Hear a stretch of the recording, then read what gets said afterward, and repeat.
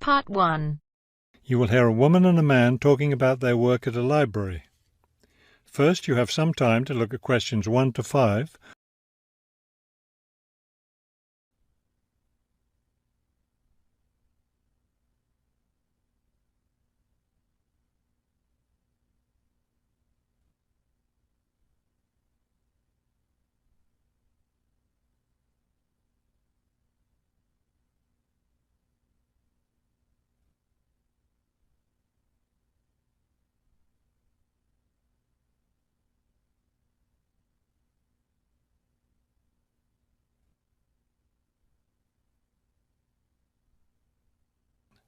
Now we shall begin.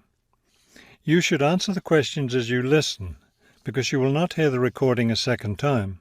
Listen carefully and answer questions 1 to 5. Hello, I'm Mrs. Phillips, the head librarian.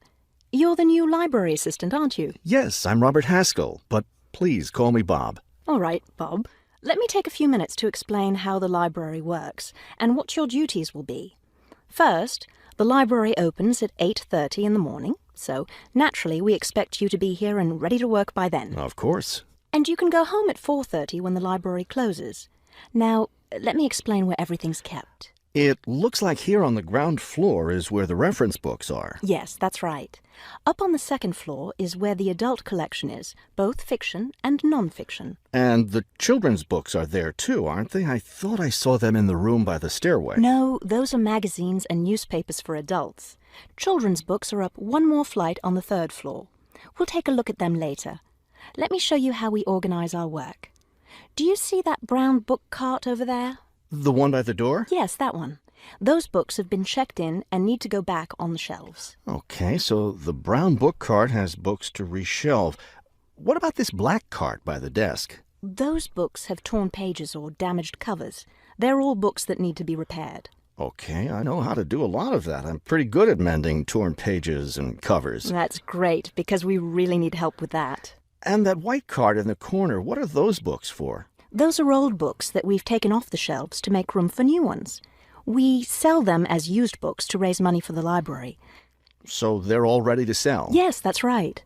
So now you know what to do with the books in the carts. Let's talk about our activities schedule. Before you hear the rest of the conversation, you have some time to look at questions 6 to 10.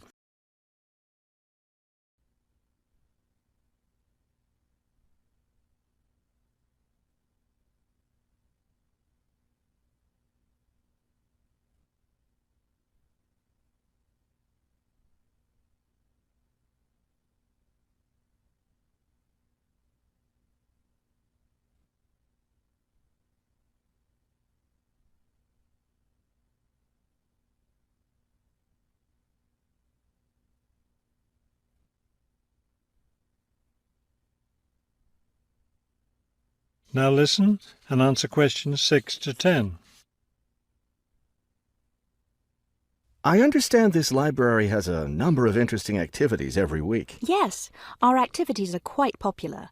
The most popular one is story time for the children. Do a lot of children show up for that? Yes, a good many.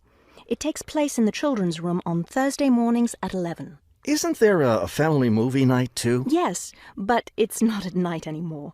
We used to have family movies on Fridays when the library is open until 9, but now we have a different activity at that time, so we had to switch family movies to the weekend, Saturday afternoon. How much do you charge for the movies? They're all free. The movie always starts at 2:30 in the reference room, but you don't have to worry about that since you don't work on weekends.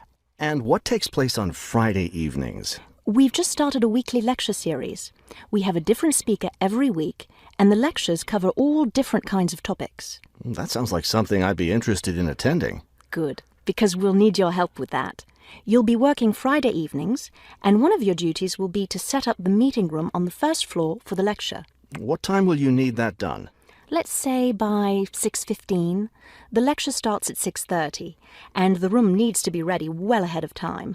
A lot of people arrive early. Maybe I should have the room ready by 6? That wouldn't be a bad idea.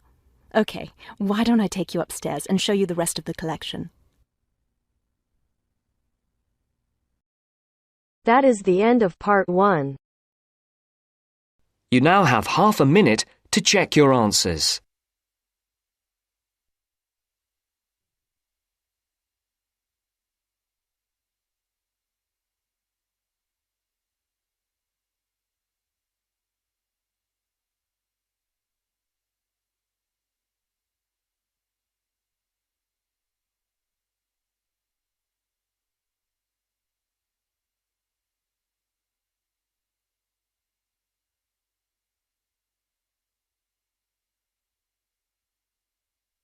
Now turns to part 2.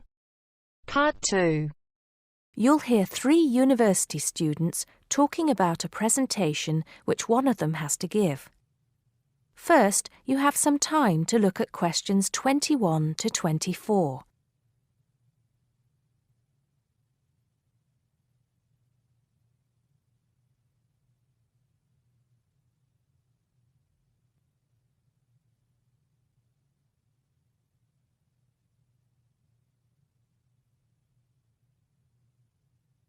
First, look at questions 11 to 14.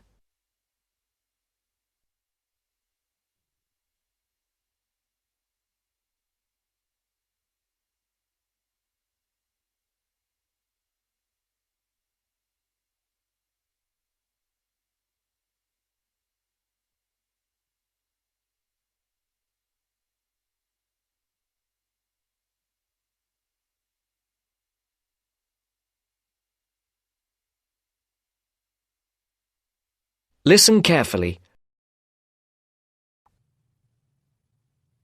Hi, Joe. Hi, Isabel. Hi, Paul.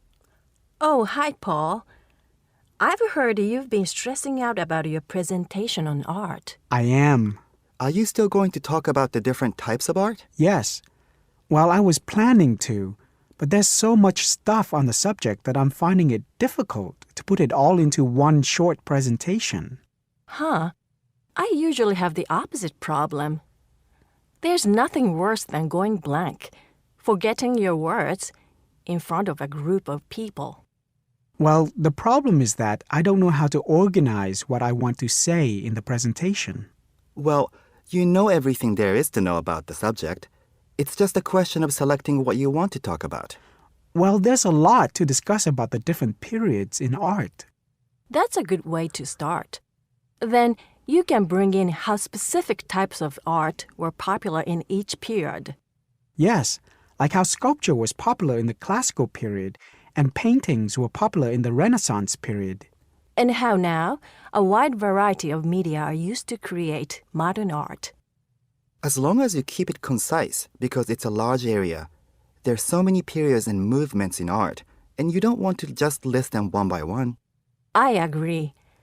An explanation of the movements and periods in art wouldn't be too long. You're right. I need to just pick out some key points. Just mention the periods quickly so that I can move on to the real topic of the presentation. Yes, the variety of art, like sculpture, paintings, installations. I have an idea. Why don't you prepare a timeline to show to the class? That would be a nice visual, and it would focus your ideas so you don't get too sidetracked. Great idea. It would certainly cut down on time. Right then, where are we? You'll begin with a very short introduction to the historical periods of art. Then, you'll talk about popular types of art within these periods. That's sorted. Maybe you could also mention some key works of art in each period, like the Venus de Milo statue or the Scream by Edvard Munch, and give some interesting facts on them. That's not a bad idea, because it does give people a frame of reference when I talk about specific kinds of art. After giving a historical context, I should really talk about different forms of art, shouldn't I? Yes, you should. After that, you can conclude with a question on what is considered to be art. Now, that would be really interesting. Yes, comparing the traditional views of art with modern views. Exactly. I think I'll have a collection of pictures, including famous pieces of art from classic to modern, project it on the wall, like the Mona Lisa and some pop art, and ask people whether they think it's art or not. Before the broadcast continues, look at questions 15 to 20.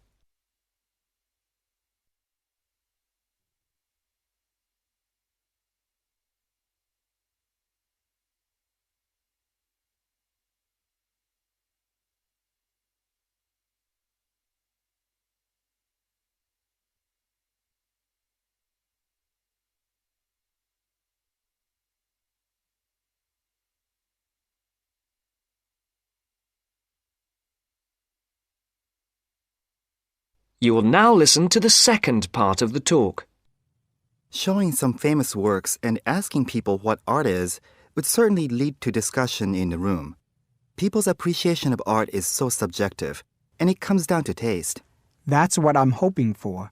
Some disagreement to liven up the presentation.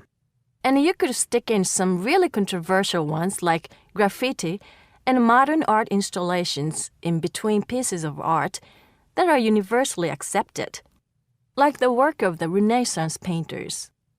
Sounds good to me. I have to say, I really don't understand some modern art myself. There was one recently that was just a pile of rubbish. It doesn't require much skill to create, does it? And what does it mean? There's no point to it. Actually, Joe, I like some modern art. It makes you look at the world in a different way. Artists now have the freedom to express themselves completely. Yes, but there is an idea now that anything can be art. I've heard of paintings being sold for large sums of money, which have been done by small children and animals. Now that's ridiculous. Oh, you could find one of those paintings and put it in your presentation, couldn't you, Paul? That would really be interesting. Well, Paul, what do you think? I like it. Just thinking. I'll need to do some more research to find pictures for the slideshow. Yes, we can help you. Can't we, Joe? Of course. If you go to the fine art section of the library, I'm sure you'll find everything you need. Just ask the staff and they'll give you access to a slide bank of hundreds of famous works of art. And if you still can't find what you're looking for, use the library computers to go online. There are lots of images on the internet. Of course, you'll need to use a search engine like Google, but it's dead easy. Thanks, guys. I'm feeling much clearer about the project. Your ideas have been really useful. I think I should end with a quote of some kind by a famous artist. What do you think? That's a good idea. Now let's go to the library and see what they have. That is the end of part 2. You now have half a minute to check your answers.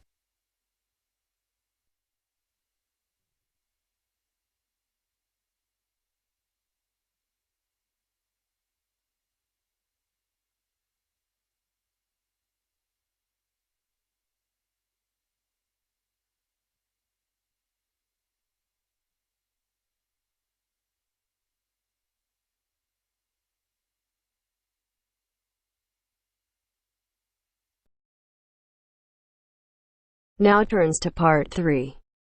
Part 3. You will hear a reporter talking on the radio about old racing cars. First, you have some time to look at questions 21 to 26.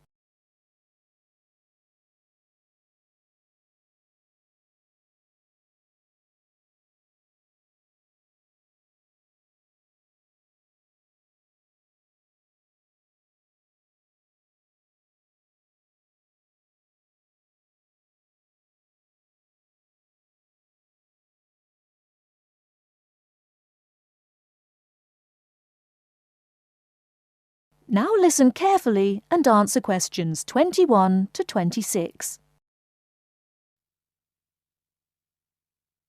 The Goodwood Museum is currently celebrating some of the most extravagant types of car design in its Festival of Speed. Here's our reporter, Vincent Freed, who's on site to tell us about some of the cars on display. Well, here I am, standing in front of one of the most prestigious cars ever built, the Duesenberg. A fantastically expensive, luxurious car built in the early part of the 20th century and bearing all the glamorous qualities of the Jazz Age. How many were there? Well, only 473 Duesenberg J-types were ever built, and the model here is one of the rarest. Each had a short 125-inch chassis or framework, and the body was always in the form of an open two-seater. The technology behind the car's 6.9-litre engine was extraordinary. It featured capsules of mercury in the engines to absorb vibration and provide an incredibly smooth ride.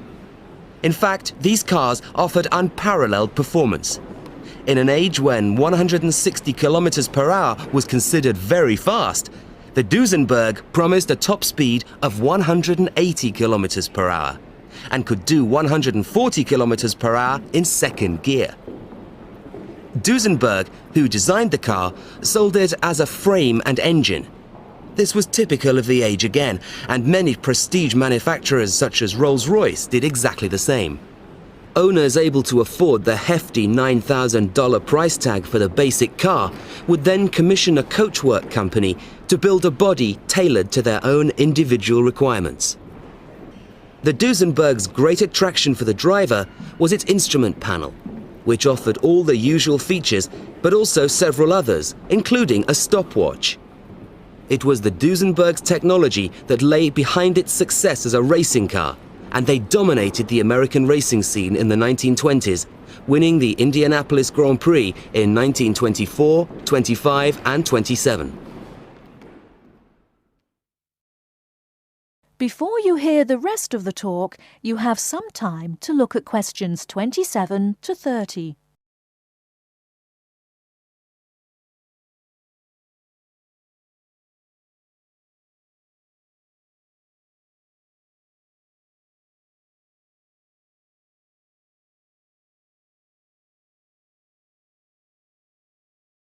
Now listen and answer questions 27 to 30.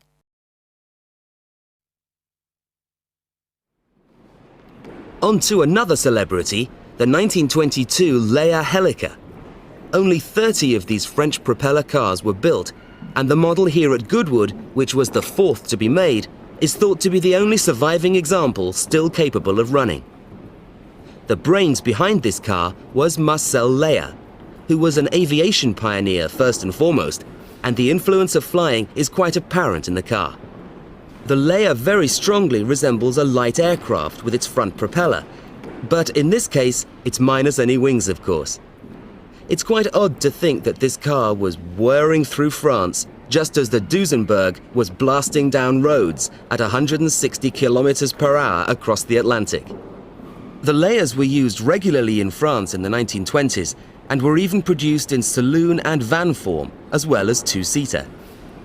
The Leia matched its propeller drive with its equally bizarre steering, which used the rear rather than the front wheels. But despite looking rather frail, it was a tough machine. In fact, when troops tried to steal it during the Second World War, the car's baffling design was clearly beyond the would-be thieves, and it ended up being driven into a tree, breaking the propeller. And now for the Firebird. This extraordinary car was first... That is the end of part 3. You now have half a minute to check your answers.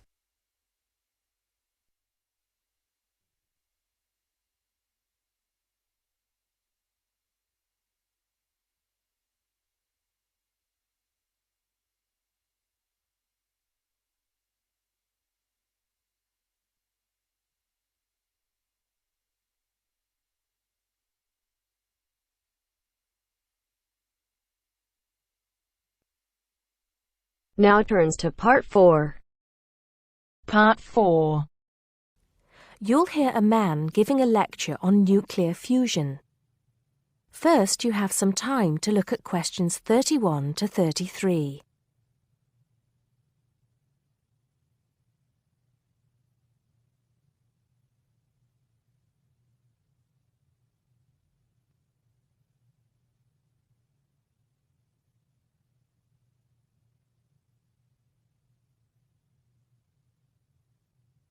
Now listen carefully and answer questions 31 to 33.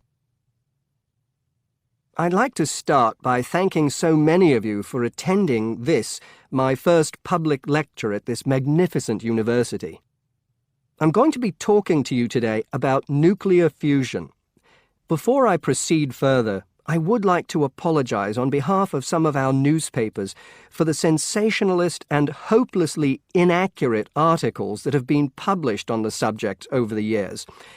I must confess that my own interest in the subject was actually stimulated by an article published more than 50 years ago in a popular Sunday tabloid with the impressive title, Power from the Sea. Today, most people would probably interpret such a title as an introduction to a discussion on the latest developments in renewable energy sources, such as wave technology or generating electricity from tidal flows. But back then, little, if any, progress had been made in these fields since the invention of the water wheel. As I recall, following coverage of the opening of the world's first commercial nuclear power station, more than 50 years ago now, at Calder Hall in 1956, the article promised that we would have limitless, almost free electricity within 10 years. It claimed that we could do this using an isotope of water, deuterium, from the sea. This would be used in reactors to combine simple molecules of hydrogen to form helium, releasing energy in the process. Of course, this is different from the process of nuclear fission, which today's nuclear reactors use. I wouldn't like to say that the article I read as a boy was totally inaccurate. It's true that the concept of producing energy from nuclear fusion, essentially reproducing the reactions by which our sun and other stars produce energy, depends on fusing atoms of hydrogen, but the timescale suggested was hopelessly wrong. To this day, despite some very embarrassing false claims from scientists who should have known better, we have not been able to produce energy from nuclear fusion in a controllable way. Let me make clear what I mean by this statement, before some journalist in the audience gets hold of the wrong end of the stick. Yes, we have been able to fuse hydrogen atoms to produce helium and a release of energy, but the balance account has always been negative. We've always had to put more energy into the reaction than we've ever succeeded in getting out. We know the theory works, but we still do not know if we can get fusion to work for us and solve the problem of our energy needs. Before you hear the rest of the talk, you have some time to look at questions 34 to 40.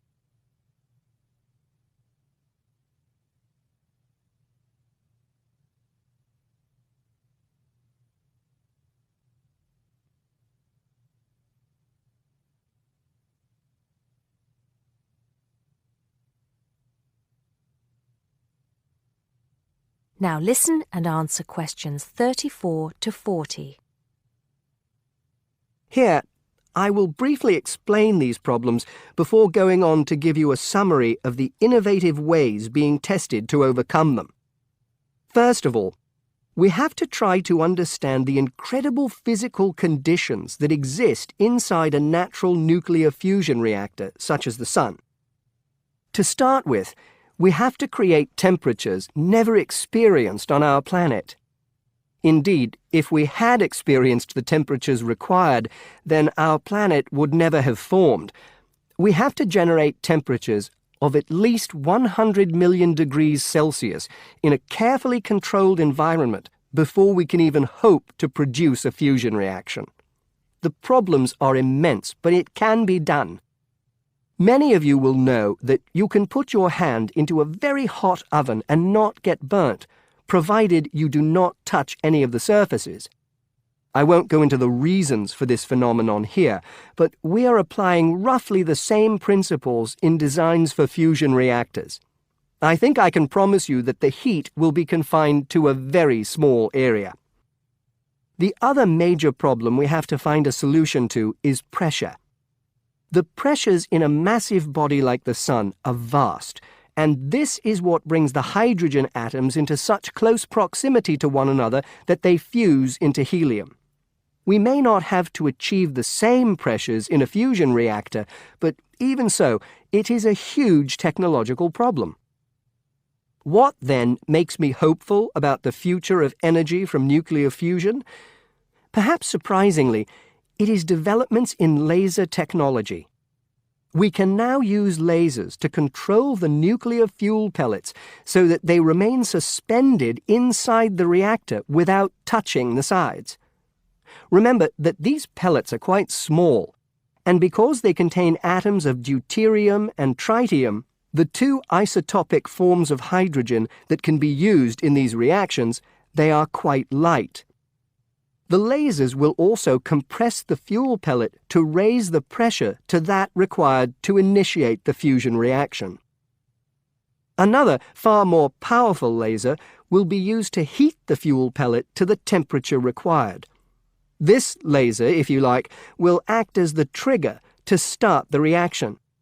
Once started, it is hoped that the reaction will produce enough energy to maintain itself, and also that it will produce a surplus in the form of heat that can be used to produce the steam needed to drive turbines in order to generate the electricity the world needs. To give you some idea of how much energy we can produce, it has been calculated that just 1 kilogram of fusion fuel is capable of producing the same amount of energy as 10,000 tons of fossil fuel. I think you would agree that such an objective is worth working towards. I believe, and I am not alone in this, that nuclear fusion could supply the world's energy needs for centuries to come. That is the end of part 4. You now have half a minute to check your answers.